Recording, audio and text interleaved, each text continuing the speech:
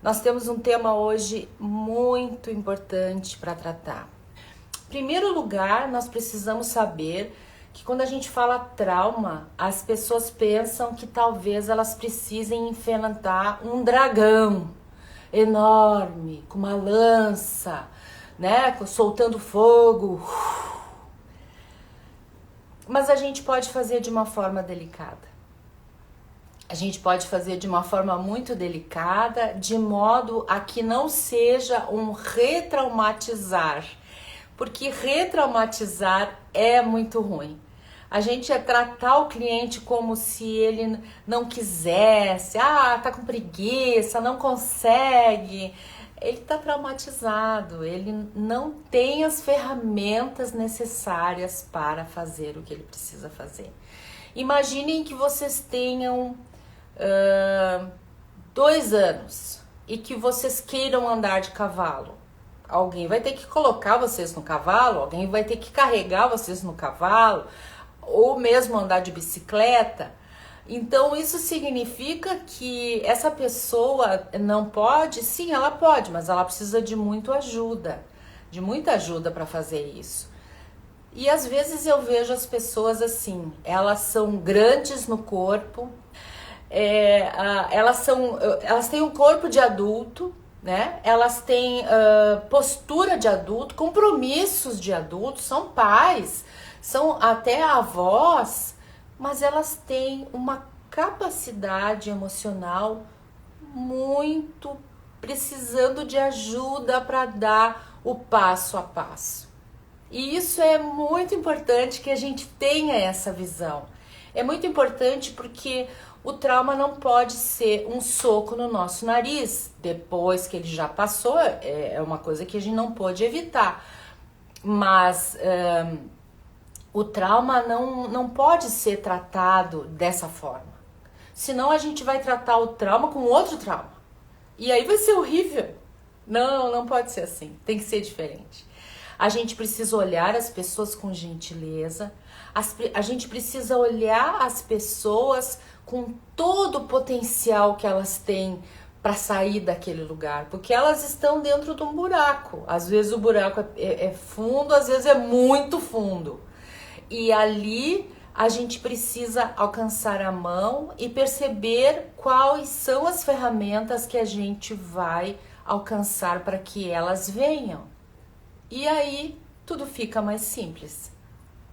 Como que o trauma cria, desperta e fortalece esse sentimento de vergonha de eu ser quem eu sou? Para a gente trabalhar com isso, a gente precisa, em primeiro lugar, imaginar que a pessoa está trabalhando, olhando para uma situação em que ela imagina que ela possa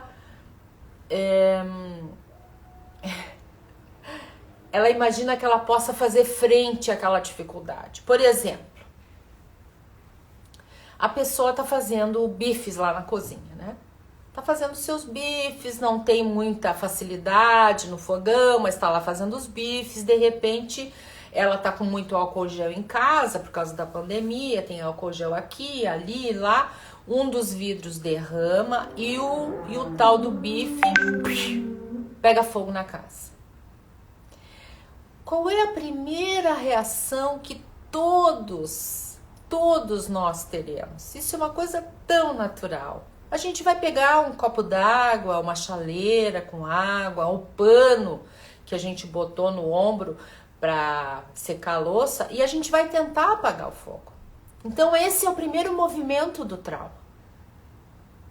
A gente não tem ideia de quanto que aquilo pode desenvolver.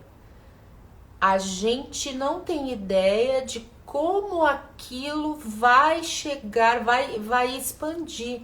A gente pensa que a gente dá conta. E quando a gente pensa que a gente dá conta, a gente vai recrutando dentro de nós todos os recursos que nós temos. Inicialmente a gente até pode passar por uma fase mais racional. Pega a chaleira com água, pega o copinho d'água, pega o pano de prato, né? E vai lá e tenta abafar. Mas aí imaginemos, para o nosso exemplo, que a coisa segue e toma outras proporções. Imaginemos que a gente tinha tantos vidros de álcool gel dentro de casa que fez um trilho, né? E aí o fogo começa a tomar proporções que a gente não consegue mais dar conta. A gente começa a perceber que tem alguma coisa que a gente não consegue mais dar conta. Nesse momento, quando a gente não consegue mais dar conta e que a gente se dá conta internamente, tem consciência de que nós estamos numa enrascada, nós passamos deste modo de estresse para o modo de emergência. E quando nós passamos esse modo de emergência, nós simplesmente entramos na vibe das respostas automáticas. Sabe secretária eletrônica? Ela não diz para a pessoa, bom dia, hoje em Porto Alegre tem um sol maravilhoso. Não, ela dá a resposta padrão. E é assim que tem o nosso organismo, é assim que funciona. Qual que é a resposta padrão? A resposta padrão, ela vem daqueles cérebros mais primitivos que foram desenvolvidos pelas pessoas lá no começo da evolução dos seres vivos. Então a gente chama de cérebro reptiliano, porque é um cérebro que é parecido com os répteis. Primeira resposta pode ser o congelamento, e uma segunda resposta, que é a resposta que nos interessa hoje, que é de luta ou de fuga. Em qualquer uma das três respostas, nós estaremos no modo de resposta emergencial. Nós não estamos mais reagindo com esse cérebro elegante que pensa como vai dizer, uma coisa horrível que a pessoa fez, fala uma palavra diferente, né? Não, nós estamos reagindo, porque assim é o trauma. Eles nos colocam nessa situação de reagir. Então, voltamos para o nosso bife. A gente estava tentando se salvar, a gente não conseguiu, nós entramos nesse modo emergencial, que é luta ou fuga ou congelamento. E aí o que acontece? Nós não damos conta. A gente não deu conta.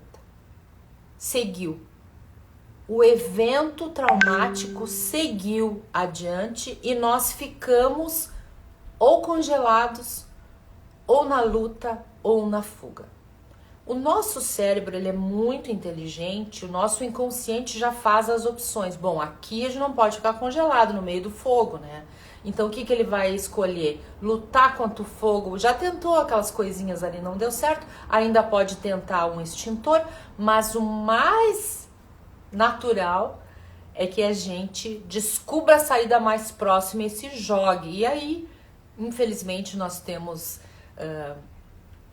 muitas histórias para contar e para ver, né, de pessoas que mesmo no 11 de setembro, no incêndio Joelma, elas mesmo sabendo que elas não iriam sobreviver, optaram por se jogar da janela como uma possibilidade de salvamento. Quando acontece isso, gente, dentro de nós, existe um outro mecanismozinho que estava funcionando, que é o mecanismo da história do herói, né? Ele teve uma situação difícil, ele teve um contratempo, ele teve um movimento para conseguir dar conta de tudo aquilo e ele não conseguiu. Dentro de nós se cria esse movimento do herói do Campbell. E nós queremos chegar no final como mocinhos. Mas aí o que aconteceu? Houve um corte quando o organismo disse, agora tu vai sair daqui. Nós não conseguimos completar, a jornada do herói. Então houve uma frustração. E essa frustração, muitas vezes, ela vem para nós, ela se aglutina para se acomodar dentro de nós, como um sentimento de vergonha. Se eu tivesse colocado água no balde em vez de colocado água no copo, se eu tivesse saído do apartamento antes, talvez eu tivesse salvado mais coisas. Se eu tivesse lutado com o meu agressor, talvez ele não tivesse me maltratado tanto. E quando vem esse sentimento de vergonha, vem porque esse mecanismo não conseguiu completar. Ele ficou congelado. E quando ele fica congelado e ele não consegue completar, fica dentro de nós esse gosto amargo de eu não fui capaz. Porque aí nós já estamos lá fora do prédio, numa sala de um prédio vizinho, sentado num bom conjunto de estofados, né? E aí nós nos colocamos a pensar aquelas coisas que a gente faz tão comumente, se eu tivesse feito isso, se eu tivesse feito aquilo, e aquilo vai se cristalizando dentro de nós como esse sentimento de vergonha. Então, o trauma gerou uma situação que aciona um mecanismo e impede o outro mecanismo de completar o ciclo. E aí nós temos esse sentimento de frustração, e essa frustração vai se tornando um sentimento de culpa e vergonha. Quantas e quantas vezes nós não vemos vítimas de abuso físico que elas simplesmente não querem denunciar o criminoso, porque elas acham que elas provocaram. E isso não é uma coisa completamente louca. Se vocês compreenderem tudo isso, vocês vão entender exatamente o que está acontecendo. Ela entrou nesse mecanismo de defesa, ela adotou uma postura, mas depois ela se sentou lá naquele banco confortável e começou a pensar, e aquilo tudo começou a se transformar numa grande culpa e vergonha. Por que eu não fiz isso? Por que eu não fiz aquilo? E é um sentimento totalmente inadequado. Inadequado. Não havia nada para ser feito, não havia nada para ser recuperado, não existia nenhuma ação que fosse possível fazer. Porque aquele movimento foi feito na situação de emergência. E essa posição de emergência cerebral, ela é uma posição de defesa. Ela não pensa, ela reage. E ela reage para o nosso próprio bem. Imaginem vocês com problema, vocês querendo fazer um exercício e vocês querendo comandar os movimentos autônomos do nosso corpo. Agora vou elevar os meus batimentos cardíacos para tal volume para mim conseguir ter um rendimento melhor. Ora, completamente inadequado. Esses sentimentos de vergonha e de culpa são nada mais, nada menos do que respostas autônomas do nosso organismo, que é maravilhoso, para situações que nós não conseguimos resolver. Agora, isso fica cristalizado e nós temos, infelizmente, essa tendência para o negativo. Então, nós vamos estimulando e desenvolvendo esse pensamento. Nunca mais eu vou fazer bife, porque quando eu faço bife eu boto fogo na casa, então eu não posso mais cozinhar, então de repente também não posso mais comer, e aí fica tudo muito confuso, porque eu misturo tudo. E é por isso que eu gosto tanto de ensinar a Ayurveda, porque a Ayurveda me trouxe todas essas posições que me esclarecem. O que é madeira, o que é parede, o que é sofá é sofá. Eu não misturo mais as estações. Esse sentimento de culpa dentro de mim faz com que eu comece, até é possível que eu comece a contaminar outras áreas que não tem nada que ver com isso. Mas ele domina, é como se fosse umas pequenas gotinhas num frasco que eu derrubo em cima de mim e aquele perfume, aquele aroma toma conta de mim. E ele começa a fazer com que eu fique toda contaminada com aquilo. Eu sou a própria vergonha, porque eu faço tudo. Não é assim que a gente vê nos adolescentes? Eu gosto de fazer metáfora porque parece que me ajuda a ver o exagero, me ajuda a ver o que é normal. Então eu não sei fazer nada, então eu tenho vergonha de tudo que eu faço, fica tudo muito contaminado. Quando eu consigo enxergar quais são as distinções disso e quando eu consigo trazer, e vejam bem, é muito importante que a gente diga aqui, eu não preciso lembrar da situação de trauma, não preciso. O que eu preciso? Eu preciso voltar para as emoções que eu senti lá.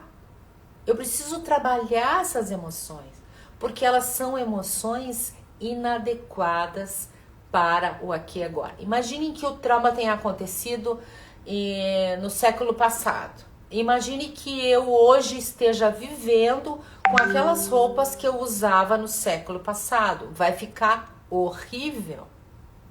Vai ficar horrível? Não vai funcionar. Porque são roupas velhas, inadequadas. Imagina eu tomar banho com um maiô que fosse até o joelho, manga longa.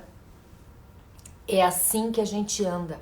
Só que como a gente não vê, a gente vai levando a vida. É muito interessante isso.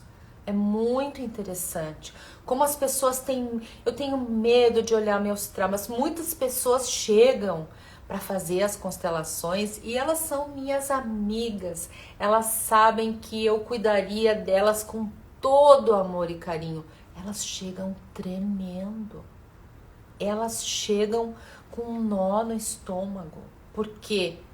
Por causa de mim? Não. Porque elas têm medo de olhar para aquilo que elas estão guardando. O mecanismo do inconsciente, consciente, ele tem essa ideia. Nossa, eu guardei isso tão bem por tantos anos e agora eu vou me desnudar. Hoje eu ainda estava falando com a Fábio, fazer a constelação a gente tira um pouco a roupa. Tira um pouco a roupa na frente daquelas pessoas do grupo. Como que tu vai mostrar isso? Que tu não quis nem assumir para ti que aquilo estava dentro de ti. Então, quando a gente vai olhar para isso, a gente não precisa lembrar que naquele dia aconteceu aquilo, não precisa.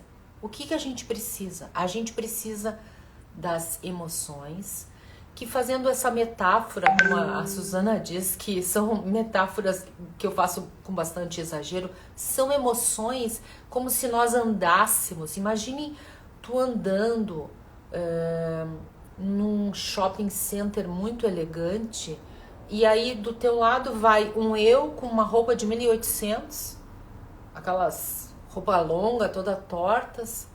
A outra pessoa vai com um chapéu todo estranho. É assim que a gente vai. Só que a gente não vê todas essas pessoas, mas elas são as partes de nós. Então vai falar com o gerente de banco, toda chique, elegante, tem um emprego poderoso, né? Chega lá, preciso de um empréstimo, por favor, o senhor poderia me dar esse empréstimo, né? E aí o cara diz assim, mas a senhora tá com um probleminha no SPC, eu gostaria que a senhora resolvesse isso. Ou então passe ali no outro balcão, preenche uma ficha. Ai, não posso. Pronto, a criança já veio pra frente e já assumiu. Já assumiu a relação. Então, olhar para o trauma é a gente aceitar todas essas partes e, ao mesmo tempo, fazer com que elas sejam um pouco mais próximas umas das outras. Se a gente não consegue, digamos assim, fazer com que elas sejam iguais, com a minha idade, eu não consigo fazer com que aquela menininha que quebrou o prato com a sobremesa da mãe, que me aconteceu quando eu tinha 10 anos, e ficou chorando desesperada porque sabia que a mãe ia ficar furiosa, eu não consigo fazer com que ela cresça e às vezes quando se quebra um prato na minha casa eu possa ficar um pouco atrapalhada, mas eu posso fazer com que ela fique um pouco menos vulnerável. E aí essa memória que está no nosso corpo de reagir, porque essa memória de reagir, gente, ela não é uma memória que conta histórias. Quem conta história é essa memória organizada, elegante, que fala coisas bonitas, né?